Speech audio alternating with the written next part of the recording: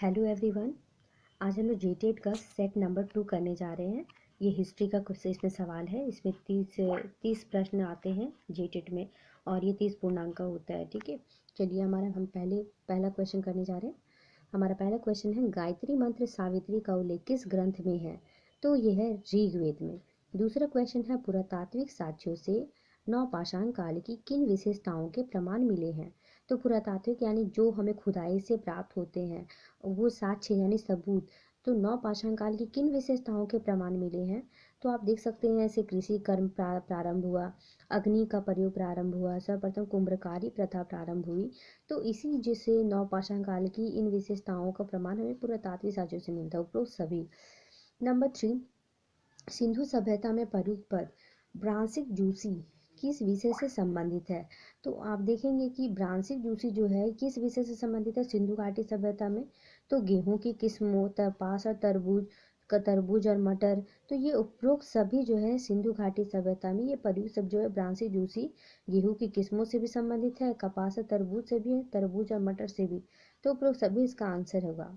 Next question है, चंद्रगुप्त मौर्य का प्राण त्याग स्थल श्रवणबेलगोला किस राज्य में स्थित है? तो श्रवणबेलगोला जो कि हमारे कर्नाटक में है, कर्नाटक हम देख सकते हैं। नेक्स्ट क्वेश्चन है, कश्मीर में श्रीनगर की स्थापना किस शासक ने की थी? तो यहाँ पे आंसर है 5 का आप आंसर देखेंगे, ये कटा हुआ है, वीरदत्त नहीं था, इसका आंसर है सम्राट अशोक। उसके बाद नेक्स्ट क्वेश्चन है, मिलिंद पन्हो है यह है बौद्ध साहित्य। नेक्स्ट क्वेश्चन, भारत का नेपोलियन किसे कहा जाता है? तो वह समुद्रगुप्त को।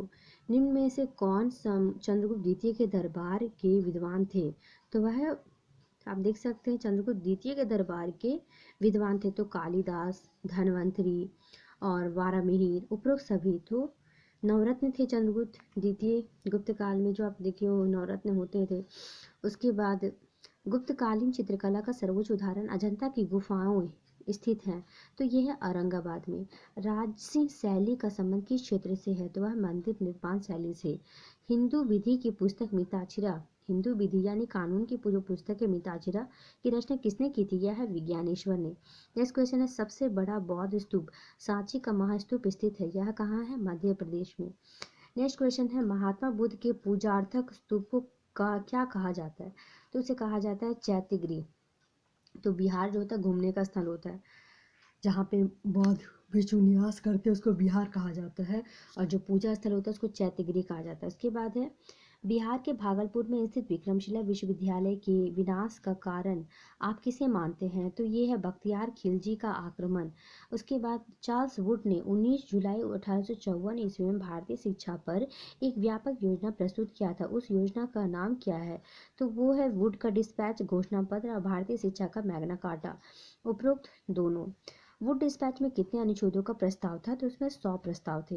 नेक्स्ट क्वेश्चन है, भारत में वुड डिस्पैच लागू करने की अंग्रेजों की मंशा क्या थी? तो उसकी मंशा थी कि भारत में पश्चात शिक्षा का प्रसार। नेक्स्ट क्वेश्चन है, पराधीन भारत के किस वायसराय ने मैकाले की शिक्षा नीति को देसी भाषाओं के विरुद्ध बताया था? यह आंसर है लॉर्ड कर्जन।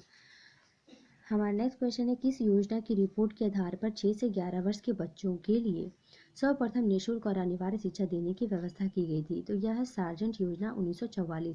इस योजना के तहत ही 6 से 11 वर्ष तक के बच्चों के लिए निःशुल्क और अनिवार्य शिक्षा देने की व्यवस्था की गई। उसके बाद नेक्स्ट क्वेश्चन है, अंग्रेजों के संरक्षण में बनने वाला भारत का पहला मुगल बादशाह कौन था? तो अंग्रेजों के संरक्षण में हो और वह भारत का पहला मुगल बादशाह था तो वो था अकबर द्वितीय। धन्यवाद एवरीवन।